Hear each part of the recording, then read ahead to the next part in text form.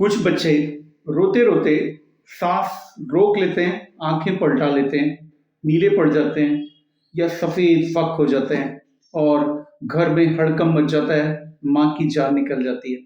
ये क्यों होता है और इसमें क्या करना है?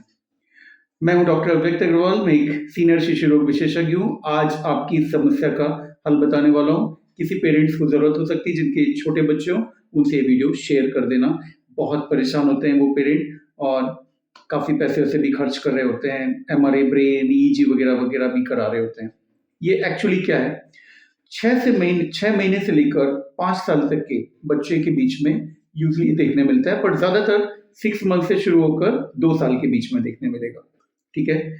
क्या होता है, बच्चा किसी भी वजह से रोया, बहुत बार रोते हैं बच्चे दिन भर में, लेकिन हर बार नहीं होगा ये, कभी-कभार होता है कि रोया और रोने के बाद रोते-रोते साँस रोक लेता है और साँस रोकने की वजह से कुछ देर के लिए ब्रेन को ऑक्सीजन कम हो जाती है और सारे शरीर में ऑक्सीजन कम होने लगती है, जिसकी वजह से वो ब्लूइश दिखने लगता है या पेल दिखने लगता है, सफ़ेद-सा दिखने लगता है और हल्का-सा बेहोश जैसा हो जाता है।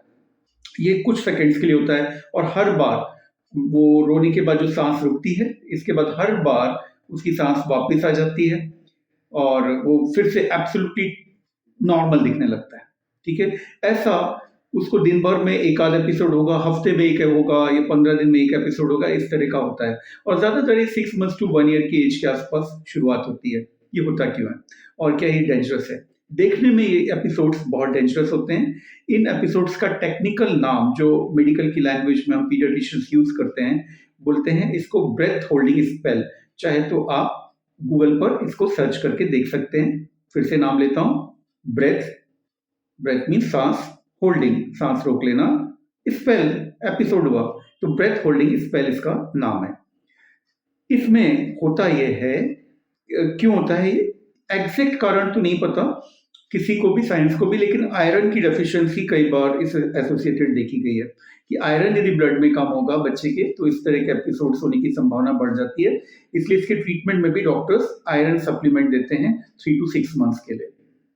ओके?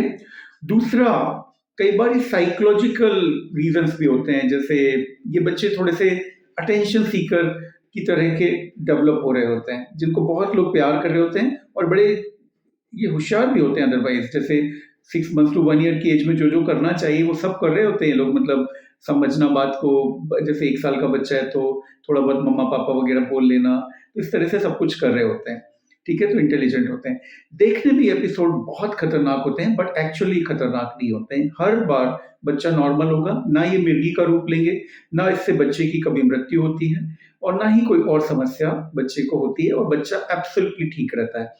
साथ में ये एपिसोड्स अपने आप कुछ महीनों तक होकर, कभी-कभी 1-2 साल होकर बंद भी हो जाते हैं।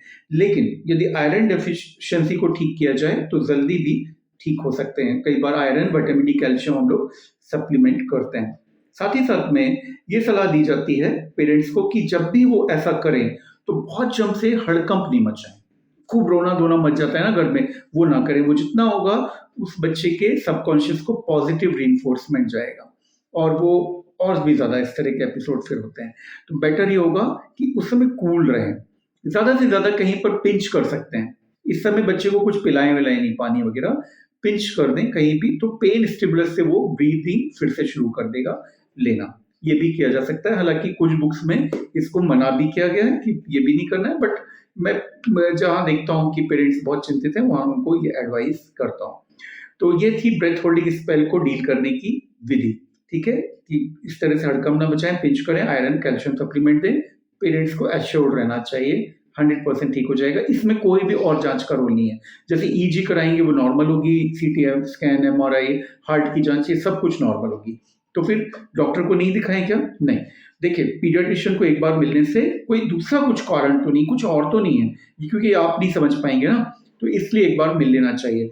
तो अब मिलने के बाद ज़रूरी नहीं कि मैं जाँचें करवाऊँ। ठीक है? कई बार ऐसे माता-पिता बोल रहे होते हैं, उनको विश्वास ही नहीं होता कि मैंने 2-3 बात की है और मैं कोई ख़ास सलाह ही नहीं दे रहा हूँ, ना उसकी कोई जाँचें लिख रहा हूँ, ना सीटी करवा रहा हूँ, ना एमआरआई करवा रहा हूँ, दवा भी दे रहा हूँ तो कुछ मल्टीविटामिन और ये आयरन-वायरन दे रहा हूँ, तो उनको विश्वास ही नहीं होता कि हम इतनी जिस समस्या से वो चिंतित हैं और ये कुछ ख़ास नहीं लिख रहे हैं इसके लिए। तो डॉक्टर से मिलने का मतलब ये नहीं है कि वो हर बार आपको बहुत सारी दवाएं लिखे या बहुत सारी जांचें करे। हर स्थिति में क्लिनिकल एग्जामिनेशन से और हिस्ट्री से हम लोगों को समझ आ जाता है कि ये ब्रेथ होल्डिंग स्पेल है और इसमें कोई भी चिंता करने की बात नहीं है और ये उतने रेयर भी नहीं है, कॉमन होते हैं। Thank you.